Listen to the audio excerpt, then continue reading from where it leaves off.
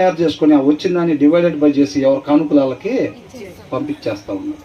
ఒకటే జీవితం అద్భుతంగా ఉపయోగించుకున్నాడు అవకాశాన్ని. అవునా? మరి మన పరిస్థితులు ఎలా ఉన్నాయి? ఆయన కృపను బట్టి అదే విషయాన్ని మనకు కూడా తెలియపరుస్తూ ఉన్నాడు.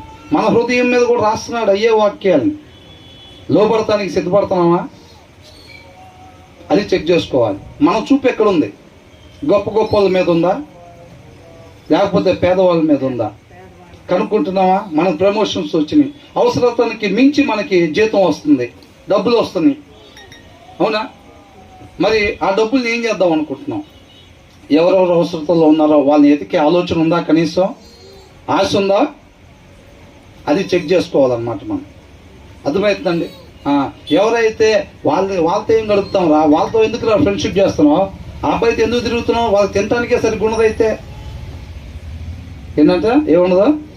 తినటానికి సరిగ్గా ఉండదంట. ఆ అబ్బాయితో ఫ్రెండ్షిప్ ఎందుకు చేస్తున్నావు? అదే పెద్ద పెద్ద వాళ్ళతో కారులో దిగుతుంటే, అబ్బాయి ఇంటి ముందు కారులో దిగుతుంటే వెరీ గుడ్ రా, వాడు అక్కడ ఏం చేసి వచ్చాడో మనకు అనవసరమా? అబ్బాయి మాత్రం పెద్ద పెద్ద వాళ్ళతో తిరుగుతున్నాడు చక్కగా. మా వాడు కూడా ఏదో ఒక రోజు అంత పెద్దోడు అవుతాడు. అట్లా కాచిపడుతున్నారు అనమాట. అవునా? అట్లా ఎవరైతే ఉంటున్నారో పేదవాళ్ళని చిన్న చూపు, అణిచివేసేవారుగా, దూరం పెట్టేవాళ్ళుగా, అసహించుకునే వాళ్ళుగా ఎవరైతే ఉంటున్నారో వాళ్ళని తయారు చేసిన సృష్టికర్తనంట తిరస్కరించేవారుగా ఉంటున్నారు అని అంటున్నాడు. అర్థమవుతుందండి? అంటే మనం ఎలా ఉండమంటున్నారు? ఏమనుంది? బాధించువాడు వాని సృష్టికర్తను. అర్థమవుతుందండి? వాళ్ళని తయారు చేసింది ఎవరు? మనల్ని తయారు చేసిన ఆయనే. అవునా కదా? మనల్ని తయారు చేసిన ఆయనే వాళ్ళని కూడా తయారు చేసింది.